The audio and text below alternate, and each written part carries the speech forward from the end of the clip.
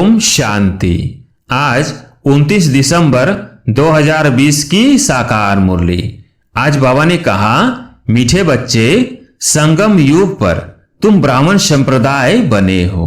अब मृत्यु लोक के मनुष्य से तुम्हें अमर लोक का देवता बनना है।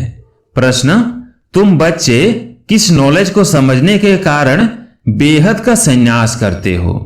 उत्तर, तुम्हें ड्रामा की यथार्थ नॉलेज है। तुम जानते हो ड्रामा अनुसार अब इस सारे मृत्यु लोक को भस्मीभूत होना है।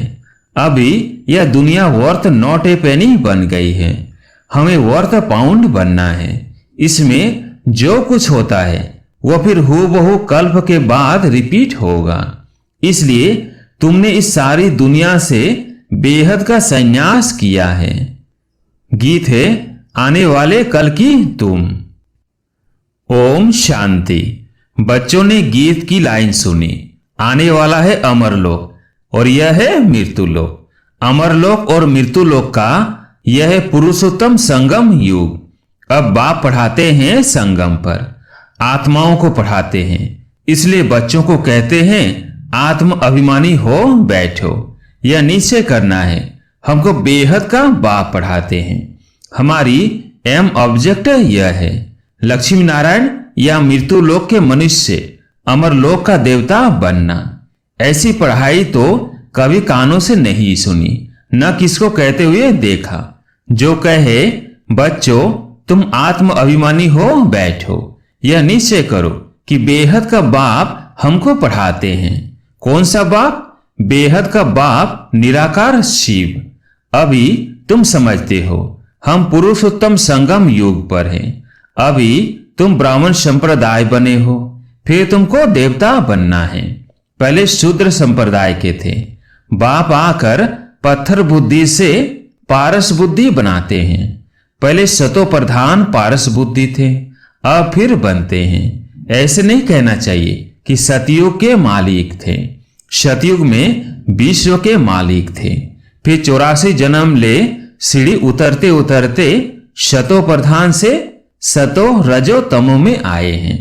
पहले सतो प्रधान थे तो पारस बुद्धि थे। फिर आत्मा में खाद पड़ती है। मनुष्य समझते नहीं। बाप कहते हैं तुम कुछ नहीं जानते थे, ब्लाइंड फेथ था। सिवाय जानने के किसकी पूजा करना, वह याद करना, उसको ब्लाइंड फेथ कहा जाता है। और अपने श्रेष्ठ धर्म श्रेष्ठ कर्म को भी भूल जाने से वह कर्म भ्रष्ट धर्म भ्रष्ट बन पड़ते हैं। भारतवासी इस समय देवी धर्म से भी भ्रष्ट हैं। बाप समझाते हैं वास्तव में तुम हो प्रवृत्ति मार्ग वाले। वही देवताएं जब अपवित्र बनते हैं तब देवी देवता कह नहीं सकते। इसलिए नाम बदल हिंदू धर्म रख दिया है। यह भी होता है ड्रामा प्लेन अनुसार। सभी एक बाप को ही पुकारते हैं, हे पतित पावन आओ। वो एक ही गॉड फादर है जो जन्म मरण रहित है। ऐसे नहीं कि नाम रूप से न्यारी कोई चीज है। आत्मा का व परमात्मा का रूप बहुत सूक्ष्म है, जिसको स्टार व बिंदु कहते हैं। शिव की पूजा करते हैं, शरीर तो है नहीं। अब आत्मा बिंदी की पूजा हो न सके, इसलिए उनको बड़ा बनाते हैं पूजा के लिए। समझते हैं शिव की पूजा करते हैं, परंतु उनका रूप क्या है वो नहीं जानते। ये सब बातें बाप इस समय ही आकर समझाते हैं।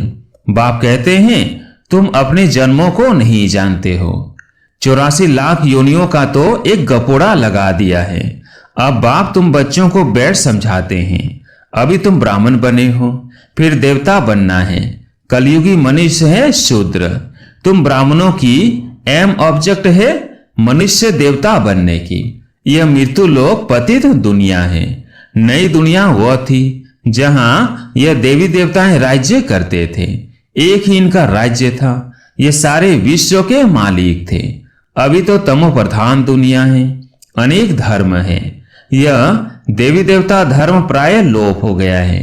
देवी देवताओं का राज्य कब था, कितना समय चला, ये वर्ल्ड की हिस्ट्री ज्योग्राफी कोई नहीं जानते। बाप ही आकर तुमको समझाते हैं। यह गॉड फादरली वर्ल्ड यूनिवर्सिटी जिसकी एम ऑब्जेक्ट है अमर लोक का देवता बनाना। इनको अमर कथा भी कहा जाता है। तुम इस नॉलेज से देवता बन काल पर जीत पाते हो। वहां कभी काल खा नहीं सकता। मरने का वहां नाम नहीं। अभी तुम काल पर जीत पहन रहे हो। ड्रामा के प्लान अनुसार भारतवासी भी 5 या 10 वर्ष का प्लान बनाते हैं ना। समझते हैं हम राम राज्य स्थापन कर रहे हैं। बेहद के बाप का भी प्लान है राम राज्य बनाने का। वो तो सब है मनुष्य तो राम राज्य स्थापन कर न सके। राम राज्य कहा ही जाता है सतयुग को। इन बातों को कोई नहीं जानते हैं। मनुष्य कितनी भक्ति करते हैं, जिस्मानी यात्राएं करते हैं। दिन अर्थात सतयुग त्रेता में इन देवताओं का राज्य था। फिर रात में भक्ति मार्ग शुरू होता है। सतयुग में भक्ति नहीं होती है। ज्ञान, भक्ति, वैराग्य यह बाप समझाते हैं। वैराग्य 2 प्रकार का है। एक है हठ योगी निवृत्ति मार्ग वालों का। वह घर बार छोड़ जंगल में चले जाते हैं। अब तुमको तो बेहद का संन्यास करना है, सारे मृत्यु लोक का। बाप कहते हैं ये सारी दुनिया भस्मीभूत होने वाली है। ड्रामा को बहुत अच्छी रीति समझना है। जो मिसल टिक टिक होती रहती है। जो कुछ होता है फिर कल्प 5000 वर्ष बाद हूबहू रिपीट होगा। इसको बहुत अच्छी रीति समझकर बेहद का संन्यास करना है। समझो कोई विलायत जाते हैं, कहेंगे वहां हम यह नॉलेज पढ़ सकते हैं। बाप कहते हैं हाँ, कहां भी बैठ तुम पढ़ सकते हो। इसमें पहले 7 रोज का कोर्स लेना पड़ता है। बहुत सहज है। आत्मा को सिर्फ यह समझना होता है हम शतो प्रधान विश्व के मालिक थे। तब शतो प्रधान थे, अब तमो प्रधान बन गए हैं। 84 जन्मों में बिल्कुल ही वर्थ नॉट ए पेनी बन पड़े हैं। अब फिर हम पाउंड कैसे बने? अब कलयुग है, फिर जरूर सतयुग होना है। बाप कितना सिंपल समझाते हैं। 7 दिन का कोर्स समझना है। कैसे हम शतो प्रधान से तमो प्रधान बने हैं। काम चिता पर बैठ तमो प्रधान बने हैं। अब फिर ज्ञान चिता पर बैठ शतो प्रधान बनना है। वर्ल्ड की हिस्ट्री ज्योग्राफी रिपीट होती है। चक्र फिरता रहता है ना। अभी है संगम युग, फिर सतयुग होगा। अभी हम कलयुगी विशेष बने हैं। सो फिर सतयुगी वाइसलेस कैसे बने? उसके लिए बाप रास्ता बताते हैं। पुकारते भी हैं हमारे में कोई गुण नहीं है। अब हमको ऐसा गुणवान बनाओ जो कल्प पहले बने थे, उन्हों को ही फिर बनना है। बाप समझाते हैं पहले पहले तो अपने को आत्मा समझो। आत्मा ही एक शरीर छोड़ दूसरा लेती है। अभी तुमको देही अभिमानी बनना है। अभी ही तुम्हें देही अभिमानी बनने की शिक्षा मिलती है। ऐसे नहीं तुम सदैव देही अभिमानी रहेंगे। नहीं, सतयुग में तो नाम शरीर के रहते हैं। लक्ष्मी नारायण के नाम पर ही सारी कारोबार चलती है। अभी यह है संगम युग। जबकि बाप समझाते हैं तुम नंगे अशरीरी आए थे, फिर अशरीरी बन वापिस जाना है। अपने को आत्मा समझ बाप को याद करो। यह है रूहानी यात्रा। आत्मा अपने रूहानी बाप को याद करती है। बाप को याद करने से ही पाप भस्म हो जाएंगे। इनको योग अग्नि कहा जाता है। या तो तुम कहां भी कर सकते हो। 7 रोज में समझाना होता है यह सृष्टि चक्र कैसे फिरता है, कैसे हम सीढ़ी उतरते हैं। अब फिर इस एक ही जन्म में चढ़ती कला होती है। विलायत में बच्चे रहते हैं, वहां भी मुरली जाती है। यह स्कूल है ना। वास्तव में यह है गॉड फादरली यूनिवर्सिटी। गीता का ही राजयोग है। परंतु श्री कृष्ण को भगवान नहीं कहा जाता। ब्रह्मा विष्णु शंकर को भी देवता कहा जाता है। अभी तुम पुरुषार्थ कर फिर सो देवता बनते हो। प्रजापिता ब्रह्मा भी जरूर यहां होगा ना। प्रजापिता तो मनुष्य है ना। प्रजा जरूर यहां ही रची जाती है। हम सो का अर्थ बाप ने बहुत सहज रीति समझाया है। भक्ति मार्ग में तो कह देते हम आत्मा सो परमात्मा, इसलिए परमात्मा को सर्वव्यापी कह देते।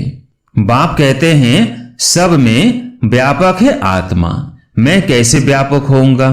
तुम मुझे बुलाते ही हो, हे पतित पावन आओ, हमको पावन बनाओ। निराकार आत्माएं सब आकर अपना अपना रथ लेती है। हर एक अकाल मूर्त आत्मा का तख्त है यह।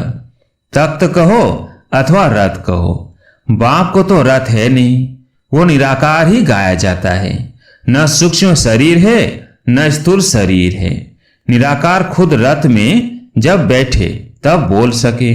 रथ बिगर पतितों को पावन कैसे बनाएंगे? बाप कहते हैं मैं निराकार आकर इनको लोन लेता हूं, टेम्परेरी लोन लिया है। इनको भाग्यशाली रथ कहा जाता है। बाप इस सृष्टि के आदि मध्य अंत का राज बताए तुम बच्चों को त्रिकालदर्शी बनाते हैं और कोई मनुष्य यह नॉलेज जान नहीं सकते। इस समय सब नास्तिक हैं, बाप आकर आस्तिक बनाते हैं। रचयिता रचना का राज बाप ने तुमको बताया है। अब तुम्हारे सिवाय और कोई समझा ना सके। तुम इस ज्ञान से फिर यह इतना ऊंच पद पाते हो। यह ज्ञान सिर्फ अभी ही तुम ब्राह्मणों को मिलता है। बाप संगम पर ही आकर यह ज्ञान देते हैं। सदगति देने वाला एक बाप ही है। मनुष्य को सदगति दे ना सके। वह सब गुरु है भक्ति मार्ग के। सदगुरु एक ही है।